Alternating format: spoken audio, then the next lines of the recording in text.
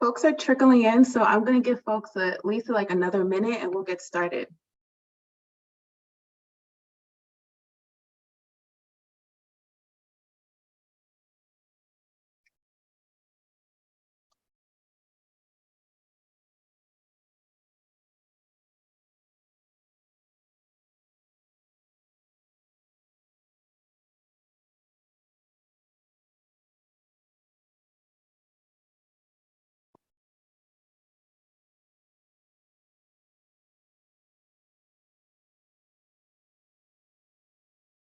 Hi, everyone. Welcome in. Welcome in. Thank you so much for joining.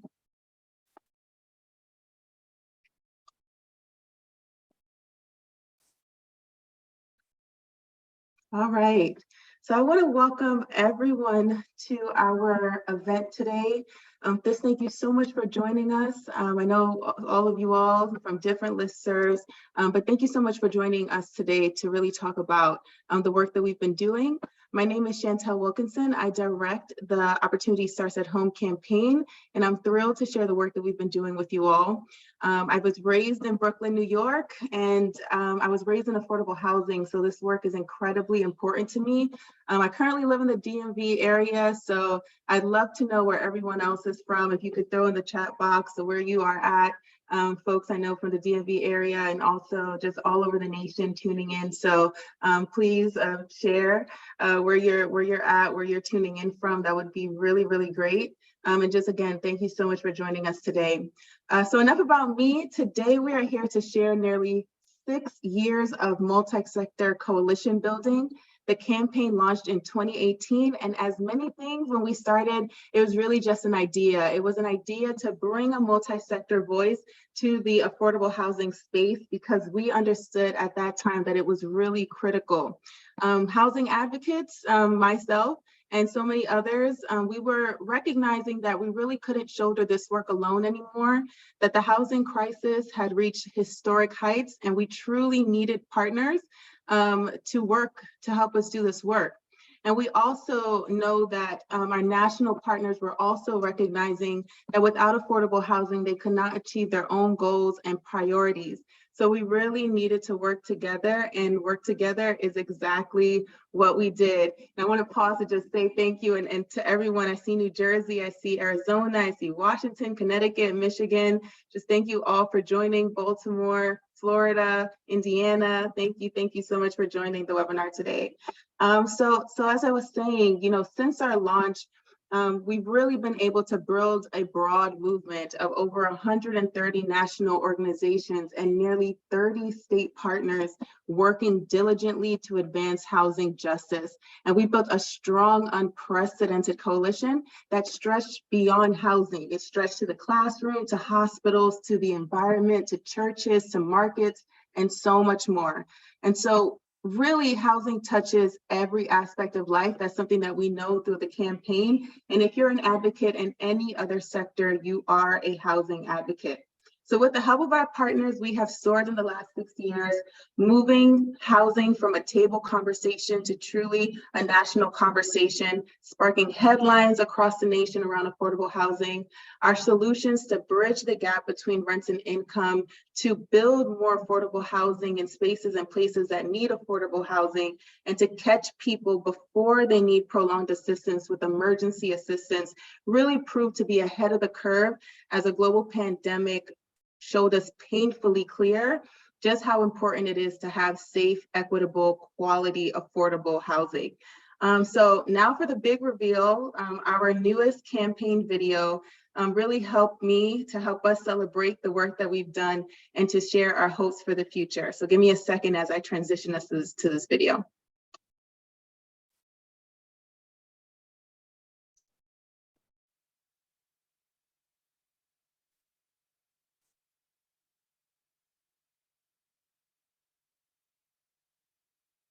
Oh, no. Give me 1 second.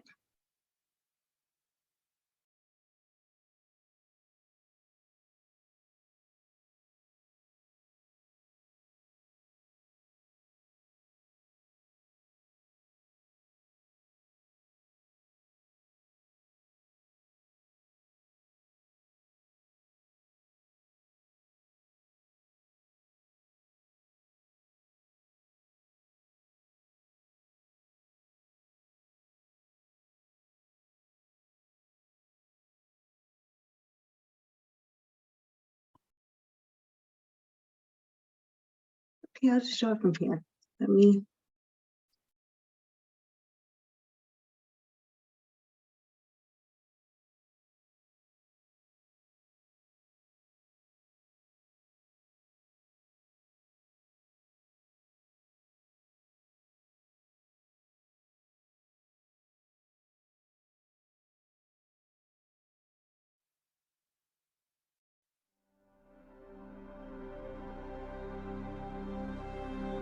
The housing affordability crisis in the United States mostly impacts the extremely low income renter. So what we're seeing is that 73% of extremely low income renter households are paying more than half of their income on housing.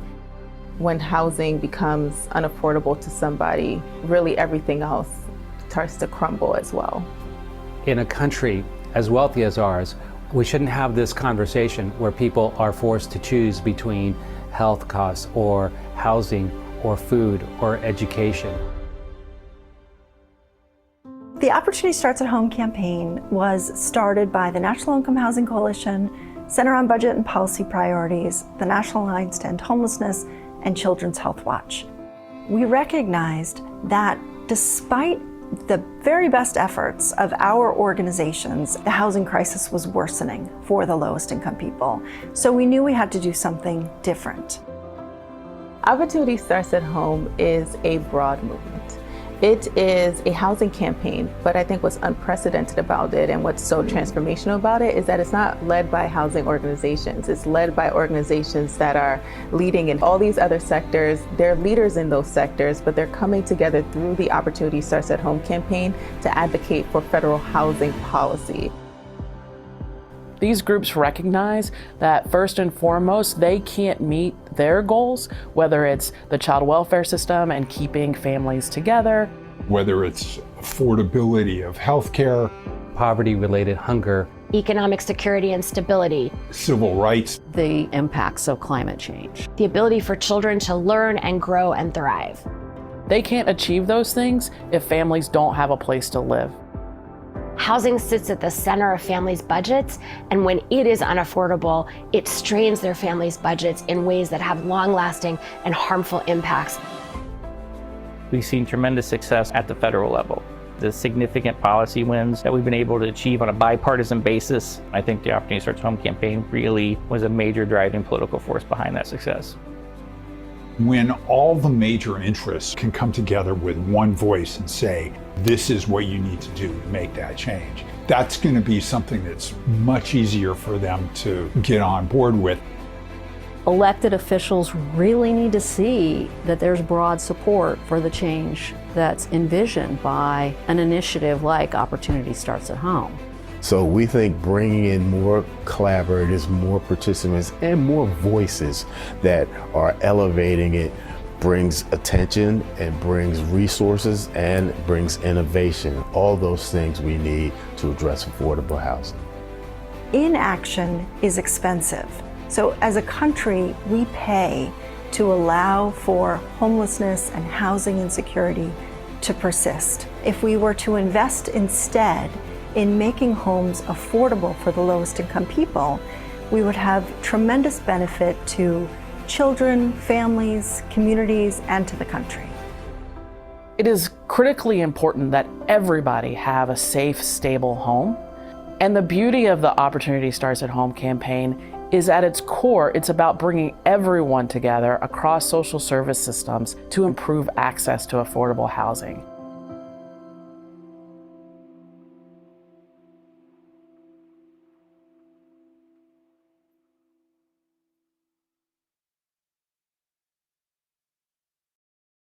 So with that, we are going to turn to our partners to have interviews really showcasing the work that we've done and what we hope for the future.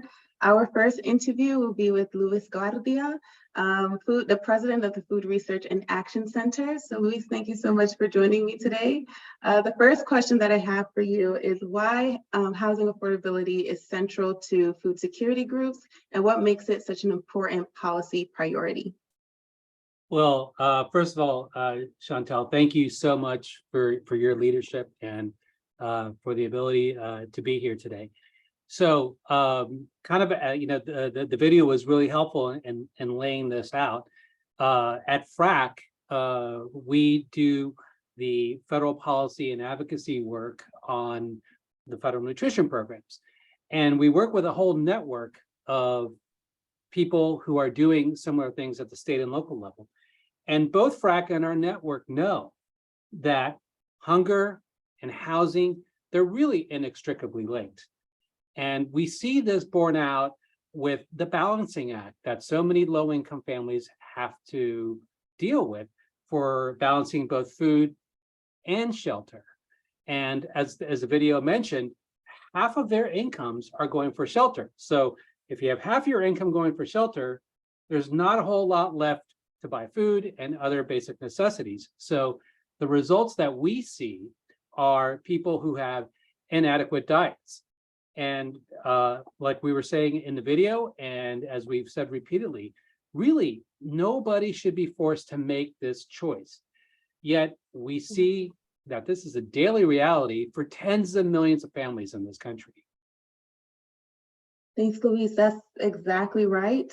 And with the commitment that you all have had on the campaign since the beginning of our launch in 2018, you've been a member of Opportunity Starts at Home. So why do you continue to partner with us? And really, what would you say to other food security groups that might be thinking about joining the campaign, but maybe aren't ready yet, or maybe can't see the connections yet, or maybe are just hesitant for whatever reasons that they are? But we know that we need to build the movement. So how do we bring those other groups along? Well, aside from the fact that we love being part of this community, we know that housing is absolutely fundamental to the goal that we have in the anti-hunger community of ending hunger. And we know that by addressing housing instability, we know we're going to improve food insecurity. Improve food security. And it works both ways, because these struggles, Chantel, they're really intertwined. You know, we're all so familiar, unfortunately, with terms like the rent eats first or heat and eat. These are things that we hear a lot from people within our communities, the advocacy community, and the communities that we serve. And that's really why FRAC felt it was important to be a member from the very beginnings of the Opportunity Starts at Home Coalition. And that's why it's so important that we see other anti-hunger groups join the coalition as well. Thanks, Luis. Definitely, especially the rent eat first. I mean, when we first launched the campaign, that was something that we used so much, because I think that it just goes right to the heart of what we're seeing. People who are spending so much money on their rent really cannot think about nutritious foods for their families. And nutritious foods, what keeps you healthy, it keeps everything balanced, it stabilizes, it's your whole well-being. So really the connection between housing and food security is just inextricably linked, like we say with so many things. And just thank you for uplifting that. So looking into the future, what is your hope for the Opportunity Starts at Home campaign? What do you hope that we can achieve next? Well, we really need the campaign to ensure that we have safe and decent, affordable homes for everybody. And Chantel, it's so important that this happen, that the push for this happens at the state level, it happens at the national level, and it all happens at community levels. And this kind of brings up an important point I wanted to make, that we need to also realize that this is a political issue. And when we say it's a political issue, we know that we need to champion policies that need to correct long-standing injustices in a proactive way. And for example, this means undoing decades of structural racism that has resulted in the disparities that we see across racial groups in both housing and hunger. So when we're looking at what the campaign can do, what we can do, we have to acknowledge that it's on all of us.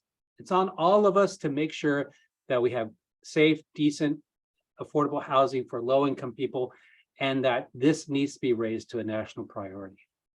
Yeah, stronger together. Definitely something that we've been talking about. And I think that the thing that really stuck out to me, what you were saying, is that responsibility for us all to really be doing the work and shouldering in this work, and just how much housing, again, is so important. One thing that we talk about with housing is that not only is it affecting all these sectors, but we know that the racial inequities that we're seeing in a lot of these sectors can also be connected to the housing injustices that we're also seeing in the housing space that we work in, because where you live is so central to, again, the access that you have to so many things, job opportunities, to food, to the childcare, to the schools that's available to you where you live. And so when we create those kind of communities where people are siloed in certain spaces or pushed to certain spaces with limited resources and then connected to the economy, so that there's no way for people to really be bringing themselves up because they're in this cycle, is really something that we've seen, and something that really speaks to why housing is so critical and why food is so critical. Food advocates joining in the housing movement is so critical. So my last question to you, Luis, is why do you believe that we are stronger together and working together to fight and really combat the housing affordability crisis? Well, you're right. We are stronger together. And to your point about the cycle, we got to, break that sort of vicious cycle and begin to create a virtuous cycle that allows people to have greater agency. And one of the important things that we believe is that we need to explain and show that housing is an important launching pad for economic opportunity. And at the same time, we want to show that solutions exist. Solutions exist, and we need to be part of them. And we need to continue to leverage them and remind people about them, whether they are the federal nutrition programs, whether it's some of the housing programs as well, because the linkages between housing and some of these other inequities, we know how they relate to hunger. And not just hunger, we see them relate to some of the other issues that we've touched on: education, environmental vulnerabilities, and other things. And that is why when we talk about all these other issues that are sort of interconnected, that by banding together on all of us who work on these issues, we can really multiply our collective strength. And that's what the coalition does, because we know that together we can build a nation in which everybody can thrive. And I think that's the perfect way to end that interview. Thank you so much, Luis, for your time, for being a continued partner with the campaign, and for really bringing the food security advocates along. Because again, food security advocates are housing advocates, and you're one of our greatest food security advocates out there. So thank you so much, Luis. Thank you. Have a good one. Now we will bring up Mike Wallace with the National League of Cities. Hi, Mike, how you doing?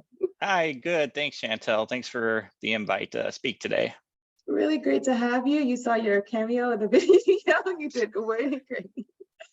So I do want to talk to you, Mike, about local leaders. Why is housing affordability central to local leaders? And could you really speak to what makes it such an important policy priority? Yeah. So meeting the housing needs of communities is the number one biggest challenge facing cities and towns of all sizes right now, and I mean all sizes, from the biggest metros to towns of just a couple hundred people. All of them are being affected by this housing market and this affordable housing crisis, and it's causing, it's contributing to a host of other challenges within communities, right? Because we know that with housing stability comes lots of economic opportunity, chances for job security. When there's housing instability, it really impacts the health and well-being of the community. That impact makes it harder for people to reliably go to work every day, or students to go to school every day. And it's just it costs money to public money for local governments when they're having to provide the kinds of services to people who are paying too much on their rent, right? Who are living paycheck to paycheck. So there is a cycle there. To turn things around, it really does start with housing. That's where we have to go to provide that housing stability. Once you do that, then your other programs, your workforce development programs, for instance, people are much less likely to drop out, And if they don't drop out, you're not wasting that investment on that person. You don't make them go back to the back of the line, right? So a multi-issue organization like the National League of Cities, where we work on every issue that's important to cities and towns, housing is a cornerstone to successful outcomes in all these other areas. Yeah, well, I like that, the cornerstone, because it truly is. And really, we know that our local leaders are seeing it. We know that often we get the feedback, especially when we launched a campaign. Something that we had to talk about a lot was why the federal government, why pull them in? If this is a local and state issue, there's a unique way in which housing affordability is in every single region, every single state. Why should the National League of Cities continue to be a part of the Opportunity Starts at Home campaign and serve as a steering committee member? Yeah, well, I mean, housing, local conditions are unique, and every city needs housing, but it doesn't mean every city needs the same type of housing, But I think universally what we're seeing is it's very difficult to find financing or developers who are willing to build affordable workforce, missing middle. It's just not the model right now, and there's not a great market for it, right? So really what local leaders need is more funding like ARPA grants to local governments that made housing expenditures eligible. So we know they're spending billions right now on creating new long-term housing opportunities, both for home ownership and rental housing. We wouldn't be able to have the success we've had on housing. We haven't, we've had some setbacks too, but we've really had a lot of success with like emergency rental assistance and things like that throughout the COVID crisis. We would not have been able to do that on our own. It took the coordinated advocacy of lots of different stakeholders to make it clear to Congress what communities needed now to get through COVID, and then what really, how COVID exposed how many people were living paycheck to paycheck, and how to help those folks emerge from COVID in a more financially stable way, right? I think one of the major contributions of the campaign to all these efforts is it's important to tell Congress exactly what we want, what our policy objective is, right? So we're not all advocating for similar, but not exactly the same priorities, and we create different blocks in Congress about who's going to write what bill. But when we're united, we were able to get things like Build Back Better, which ultimately didn't make it through, but it was proof of concept that when we work together, these big federal aid housing packages are a possibility. Yeah. The thing about the pandemic, which we as a coalition were really surprised in a good way. It was how deeply committed our groups were to housing justice, that when we had an opportunity to gain unprecedented funds that we had ever seen in decades, when we were really talking about ambitious funding, that so many of our partners, including the National League of Cities, were just ready and mobilized, even with so many other priorities on the table, still very much focused and understanding that housing was critical, and that it was still very important for our advocates to be coming together in that one voice that you just mentioned that makes us stronger when we are saying the same things.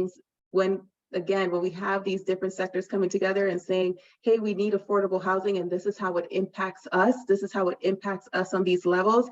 As local leaders are coming together and saying, okay, yes, we have unique situations, but in this space, we still do need ambitious funds to help us to address the unique issues that we do have. So just thank you so much for bringing up the pandemic, and just how much that really just highlighted how strong our coalition is, and really where we want to move forward. So looking into the future, what do you hope for the campaign? So I think, we have to read what conditions Congress is operating in and work along that. And then we have to be ready when those conditions change. So when we have a difficult Congress like we have today, I think it makes sense to push for incremental change, because incremental change brings incremental success at the local level. And we have such a need that even incremental change will make a difference for communities. But conditions will change. And when conditions become favorable for thinking big on a big federal aid housing bill that would invest the billions that would really take to get the market functioning for workforce and affordable housing, especially in mid-sized and small communities that may even have funds, but they don't have willing contractors around them to come and use those to build housing, right? They're waiting for those contractors to get done in the big metro areas. So I think, you know, every sector of the housing market, including the finance sector, the building sector, the public sector, all of these places have a role, and Congress could have a huge role in getting those sectors coordinated for the delivery of the kind of housing our residents need. And we just need to continue talking and continue coordinating our efforts so that when those conditions in Congress become favorable again, we're ready to take it to the leadership and say, we've done a lot of work on the ground, we're coordinated, now is the time to make this investment. Yeah. It is. When we started the campaign, we definitely said that this was a long-term campaign, but in the ways that you just communicated, it's really being able to build those building blocks to make it perfect when we really need to strike big.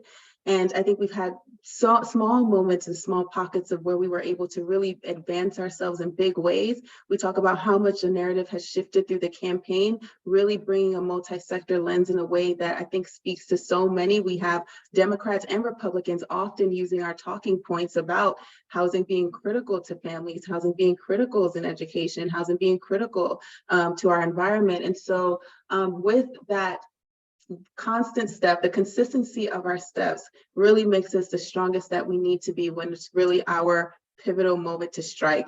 And so I would ask you your last question, which would be, why do you think that we are stronger together, working together to fight the housing affordability crisis?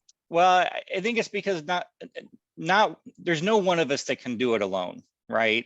I mean, the housing advocacy groups who are focused on that specific issue have done tremendous work, keeping funding flowing regularly, even though it's not enough, right? And so to really make the kind of major intervention we're talking about, it takes Congress hearing from all kinds of different stakeholders about why this is important to them. You heard the previous speaker talk about this too. It just takes that kind of broad effort. And you mentioned bipartisan effort. You know, it's important that we not give up on any of our members of Congress, whatever party they're in or whatever they've said in the past. Ultimately, you know, if you can get them to see the consequences in their towns and villages and cities that they represent, they will put that need above partisanship. Most members of Congress will, but it's on us to tell that story, and we have to be telling the same story, or stories that make sense with each other, that we're not telling contradictory things. And that requires, lots of communication, lots of engagement with each other, and lots of comparing notes about the kinds of meetings we've had on the Hill. Yeah. And that really uplifts one of the core parts of the campaign, which was breaking the sector silos, knowing that we really haven't been talking together. We've been talking separately and making separate points. But when we're able to come together at the table and make our points as consistent as possible, it makes our narrative the strongest narrative that we have to really combat these issues. And the second thing that you talked about really for the work ahead is really identifying who our champions are and really honing in on those folks and educating and bringing those folks forward so that we can move forward in things that we want to see. So Mike, thank you so much for your time. You are a treasured partner. I hope that you have a good day. Thank you so much, Mike. Chantal. Thanks for joining us. Next, I'm going to bring up Curtis Johnson with Catholic Charities USA. Hi, Curtis, how you doing? You're a little blurred. What's going on? Can you hear me okay? There we go. Yes, Curtis is so good. How you doing? I'm well, thanks. Thanks for having me. Great to have you, Curtis.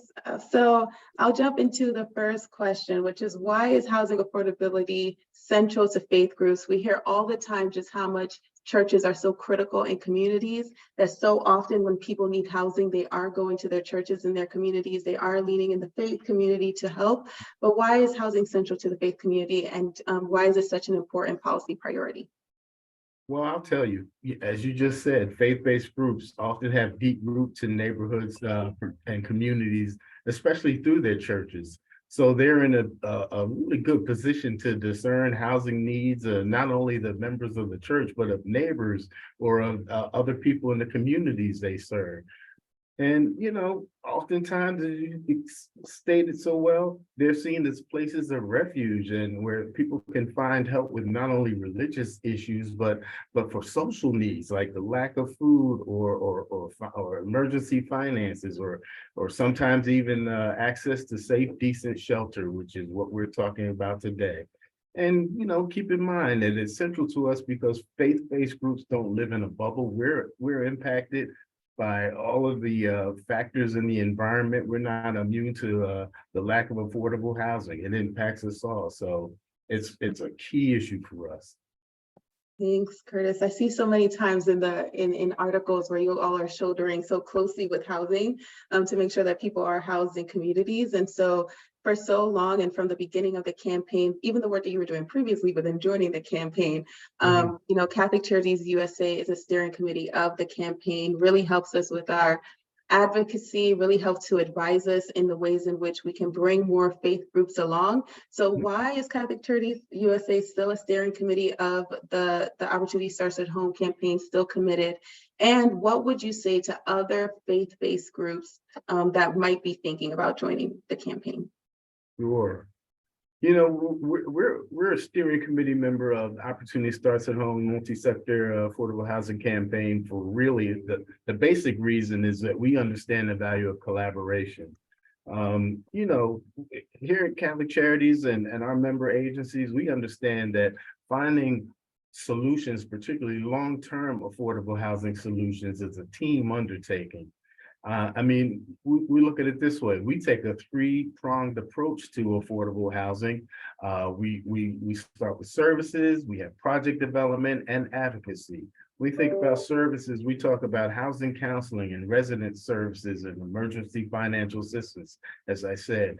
We talk about project development, that includes constructing new units and rehabbing existing properties so we don't lose what we have. And then finally, advocacy is a real big deal for us because we have to get that message out over and over again. And, especially for policies that are aimed at, increasing supply. So the campaign really helps us meet and get exposure to a broader audience that we might not readily get connected with. So that helps us. And let's just tell you, from a personal standpoint, CCUSA is a member of the steering committee because, as you'll recall, in January 2020, we launched our Healthy Housing Initiative at an Opportunity Starts at Home press conference. And it was an example, our Healthy Housing Initiative is an example of what the campaign is talking about. We combine the strength of Catholic Charities housing and services skills with that of Catholic Health's primary and behavioral health to reduce chronic homelessness. So that's really why we're a member of the steering committee. It speaks to us and it adds to our advocacy. Now, I think the second question you said was why other faith groups. To other faith-based groups? What would you say to other faith-based groups that are thinking about joining the campaign? I first point to the benefits of the campaign. Look, besides the research, the documents, the tools that the campaign has produced, Opportunity Starts at Home has also really, for me, provided a mechanism to coalesce these interests of multi-sectors around and to show them how affordable housing benefits their missions, their bottom lines, whatever it is that is important to them. And I think that's the real key to it. And so it also brings together different perspectives and considerations. So, I think that helps make everyone stronger, just hearing different opinions or different ideas. And to me, I say to other faith-based groups, come in, bring your voice and contribute your own voice to the conversation. And I think that kind of interaction, that kind of communication fine-tunes everyone's advocacy strategies, Chantel. Yeah, well, I like that a lot. Just so much of what you said, it just nails to the point that you all get it. You get it, and you get it even in the sense of even in the scope of healthy housing and how we see so much of our healthcare advocates also joining in a way that's just very Yes. strong in their voice, knowing that housing is a social determinant of health and trying to move very much in that space. So knowing that even the faith-based community is recognizing that, doing something about it, and trying to figure out the ways that even within they could become a bridge to the things that I'm sure they see people come in the community and express when they're talking about their housing insecurities, their health insecurities, things that are happening in the communities, finding that refuge like you just mentioned. And really that thing about fine tuning our talking points really makes us stronger. We know that as housing advocates, since we launched this campaign, the way that we're able to speak about our issues is so much stronger than we had before. We were shouldering with our multi-sector partners some of the things, some of the research that we've been able to really uplift over the last 6 years, nearly 6 years, is really powerful research showing just how much housing can contribute to health benefits, can help the graduation rates for our children, can really help to make our communities healthier and safer when we're thinking about housing in that way. And so my next question to you is, looking forward to the future, what do you hope for the campaign? Okay, well, you know, at Catholic Charities USA, we do a multitude of things that tie into affordable housing. Central to those is our development that we do. And honestly, as the campaign attracts more and other new sectors, I'd like to see a focus on strategies to help us combat NIMBY. Let me just put it out there. Affordable housing developers, faith-based included, are constantly fighting one-on-one, project-by-project battles. And with the work that Opportunity Starts at Home does to bring in others and educate about the value of affordable housing, not just to society overall, but to their own individual concerns, it brings to me opportunity to bring in new voices to this discussion, and people can make commitments to it. I mean, from a developer standpoint, additional voices that are not just those that are in the affordable housing development business are especially useful for project support.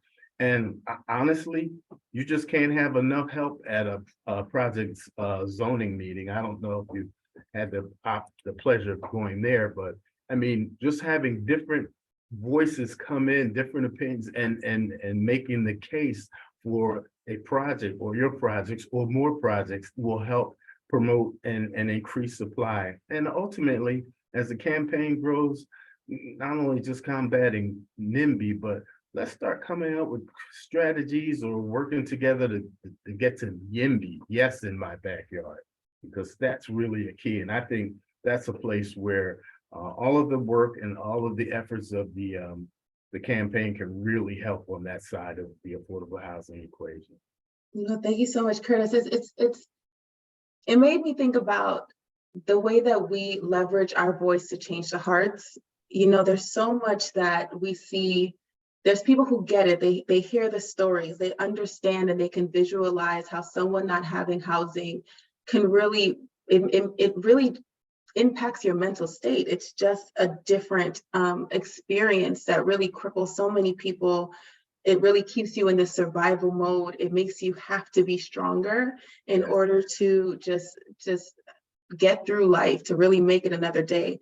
Something that I mentioned in another conversation was just how much I think people do understand the stories, but how much we may have gotten maybe comfortable with hearing people struggle, and how much we need to combat that so much with a multi-sector perspective of, no, people shouldn't struggle. We shouldn't be comfortable with people struggling. We should be open to people coming into our communities and making our communities stronger, making them stronger, sharing culturally our experiences and the things that we need to grow in both ends. Having that compassion for people, having the compassion in our hearts to change the narrative and to use those stories and to make folks our leaders in the space that can share their stories in powerful ways.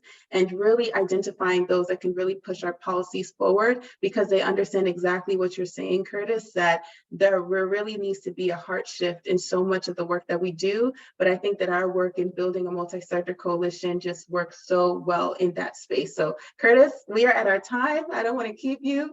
Thank you so much. We could talk all day, but thank you so much for joining in the video. Thank you so much for your continued partnership. And just, yes, thank you for everything you do, Curtis. Thank you very much, Chantel. Have a great day. See ya. Bye-bye. And last but not least at all, we will bring up Dr. Sabrina Johnson with the Natural Resource Defense Council. Dr. Johnson, how are you doing today? Hi, long time no see. How are you? No, like I didn't just see you, but it's so good to see you again. Thank you so much for joining us today and really joining in our efforts. And although you did not have a cameo appearance in the video, you are still very much a very strong partner with us and NRDC, the work that we do together. So why is housing affordability central to environmental justice? And really talk about what makes it such an important policy priority. Yeah, of course. Thank you for having me. I'm really looking forward to delving into this conversation today. So housing affordability is essential to climate change, right? We understand that climate justice and housing justice are essential and are intersectional and both essential at advancing racial justice. So when we consider our policy priorities in light of climate change, we understand that the systemic issues have directly impacted certain climate policies that have unfortunately perpetuated harm on financially disadvantaged communities, particularly those in Black and Brown groups. So when we consider being advocates from a policy perspective, a research perspective, a legal perspective, a scientific perspective, we understand the disproportionate impacts of communities of color that are facing these real challenges in light of climate change. Climate change, no one is off limits. So in order to have a more holistic approach, our housing work here at NRDC is directly intertwined with the climate advancements. We know that we cannot leave communities behind. So for example, with our building decarbonization work, we have to have a holistic approach to ensure that we're not displacing people. We have to address the other, the alternate effects that comes with living in low income areas. So definitely a key priority in advancing safe and just and affordable housing here at NRDC. Yeah, and really what I think about so much when you speak about environmental justice is that really in our sectors, we never said that we were looking for our sectors that partner with us to become experts in housing policy, but in so much of what the work that we do, we've seen that we've brought so much of our partners along in a way that you guys do speak in that level, and really connecting the ways in which the specific and unique aspects of your sector alone is so connected into housing in that way. So just thank you so much, because I feel like that's so clearly communicated when it comes to environmental justice. And housing is part of the environment. It's the structures that we've built that exist within the environments that we occupy. So it's so critically important that we uplift housing. And so NRDC, while we didn't start off at the steering committee, NRDC actually started off on our roundtable, which is an opportunity for groups to kind of get their feet wet or kind of just see where they might want to have the commitment with housing. But quickly, NRDC became a steering committee member. So why still the commitment to Opportunity Starts at Home? And how would we move environmental groups to join the campaign? What would you say to them? Yeah, so definitely I can speak from the perspective of, being our senior housing policy advocate, staying connected to communities. What I appreciate about the campaign the most is the multi-sector perspectives, right? We're not all just focused on one thing. We understand the intersection that housing and it has on our daily lives and the work and the advocacy. We need safe and affordable housing. If your home life is unstable, it has so many detrimental effects to your day-to-day. So when we think about climate and resiliency, we understand that in light of the real world challenges that we're facing, housing is fundamental. It's also good for the cross collaboration for policy advocacy and advancing strategic priorities. It's so amazing and abundant to learn in partnership with community to understand aspects of the work that we may not have considered, we may not be looking at. And it's informational, like information sharing. That's really valuable in the work, especially me, like being a researcher, like I'm always trying to delve into the different aspects of like, what are we missing? What do we support now? Like, what are partners doing? And this campaign, has really illustrated a breadth of the work that is a contribution and a value add to the communities that are suffering. So definitely appreciate this space. I think in terms of bringing other environmental groups to the space, I think it's word of mouth. I think it's demonstrated through our advocacy, right?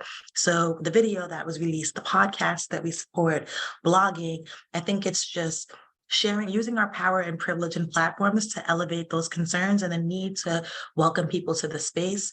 I was grateful and blessed to inherit this space, right, from previous colleagues that had worked closely with you all. But from what I would uplift for maybe folks that are trying to come in is like creating a pathway for them to know that it exists, right? So I think it's the amplification of the campaign and just like simple networking, talking about it on LinkedIn. Like there are so many different avenues, conferences, like continuing to elevate like the work that we're doing because it's so instrumental in like really being supportive of communities. But I would just say continuous conversations and consistency and amplifying the work that's being done by you all.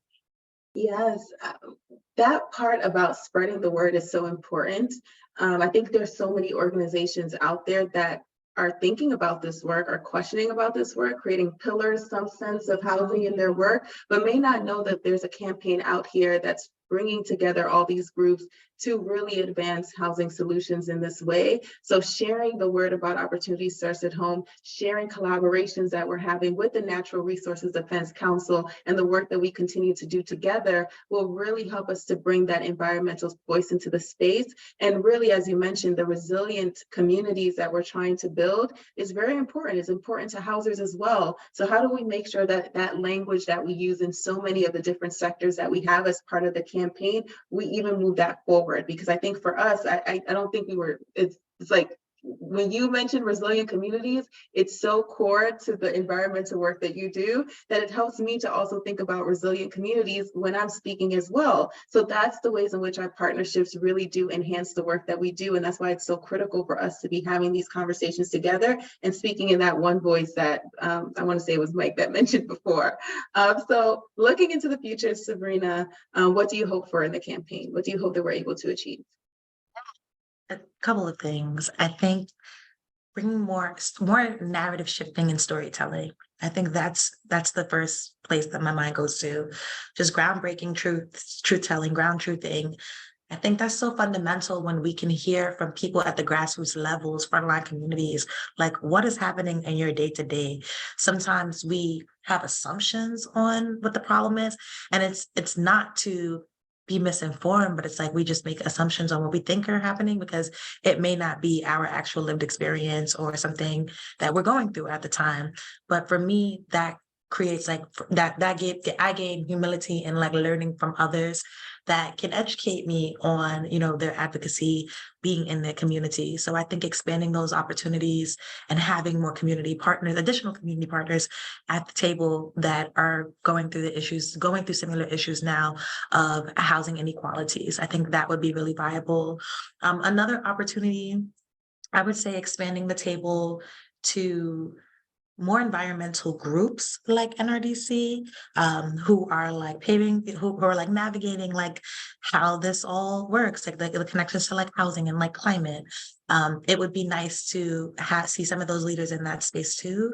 But for the most part, I think we're on the right track. I think like all that you have done to just really shape this work and just like magnify like the intricate details of like housing inequalities and solutions, continue to elevate just solutions, so it'll be nice to have those continued collective voices at the table to amplify the work. That'd be great. Yes, and our goal is to build this movement as broad as we possibly can. So as groups are making the connections, as we can connect to those groups so that they can join the campaign, we definitely share in your vision to have that.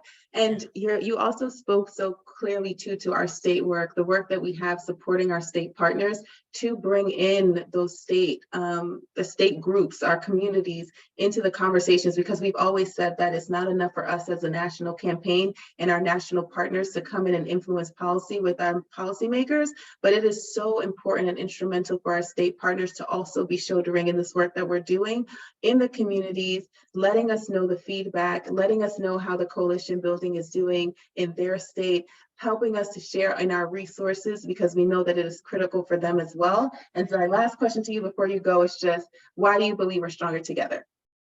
We're stronger in numbers. We know that from all the movements historically. We understand when social change needs to come about. It's imperative to do our research, bring advocates to the table who are sharing the same knowledge and wisdoms to advance social change on another level. But that can't be done by one person or just one group. It takes a collective voice and response to share ideas, to challenge one another in a respectful manner, so we can get the job done. So stronger in numbers for sure. And it also demonstrates, in my opinion, from like a federal standpoint, like the issues that are happening on the ground, and we can be seen and be heard. And that's better and stronger in numbers and an organized way. So that's the organizer in me, like thinking like it has positive effects of having a collective voice that share the same vision. Yeah, that organizer in you is really so powerful to our movement. And that's what I think of when you talk about that collective voice and bringing people together and getting us moving forward. It's really a movement that we're building. It's a housing justice movement, thinking about the ways that we help our communities thrive and our people thrive, our families thrive, our children thrive, all of the above, individuals and everyone. So Sabrina, Dr. Johnson, thank you so much for your continued partnership. I know you weren't with us from the start of the campaign, but you started off very strong when you did join us. So we thank you so much for your continued partnership with the Natural Resources Defense Council and where we would go moving forward. Thank you so much, Sabrina. Thank you. You have a great day. Bye. Okay, so one last thing before folks go, just to share where we are moving ahead. And hopefully this time the PowerPoint will not close. We'll give you 1 second here.